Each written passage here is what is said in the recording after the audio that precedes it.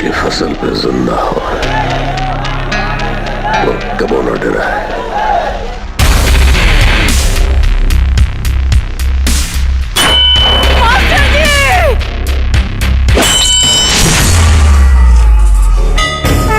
ऊपर वाले हमरा के ई त नहीं खे पता कि हमरा कोख में का पल रहल बा। बाकी ये विधि के विधान के पूरा करे खातिर तोरा के हमके बेटा देवे के पड़ी।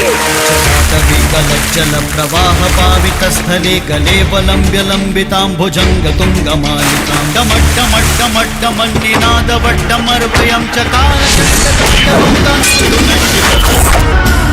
हमरा तो बुझाता तोहरा लगे दिल है नहीं खे। दिल बा और धड़की भी, जब कोई धड़कावे वाली मिली। आज तोहरा उनका आंख में आंख डाल के आई लव यू बोले के हुई। अरे करबू तो प्यार होखबू हमार सपना रहे सजल, तोहरा से दूर रह के हुजूर बेचैन मन रहल।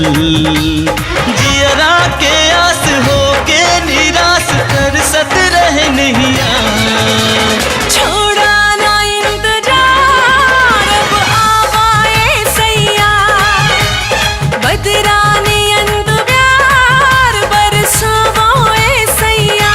भवानी शंकर ओकरा बारे में का पूछे के बा, जेकर रक्षा भगवान भोलेनाथ खुद करत होखे। हम कइनी कबूला के तू त कबूला कबूला, झूला तनी झूला। पुरानी फिल्म दोबारा देखे के मिले नए कलाकार के साथ।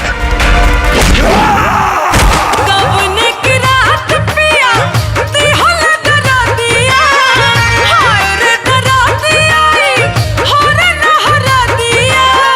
घुसल कुमारिया में चोर निर्मोहिया, देहिया के टूटे बोरे बोर। ए माई रे उठे लगा रात बड़ी जोर रे। डर के फसल डर के बीज से पैदा होला। जौन बीज हमार बाबूजी तोरा के 24 साल पहले देले रहे, और अब हम दिखाई तो के ओकर असली रूप। अब बस देख तू। पानी लगौले होठ लाली हाली खा लाए बलमू, पानी लगौले होठ लाली हाली खा लाए बलमू। कौन बेटा अपना माई के कोख में रह के अपने बाप के पिता के आग करे होके, उस सब कुछ जनला के बाद बेटा होके के फर्ज निभावे के इंतजार कैसे करी माई।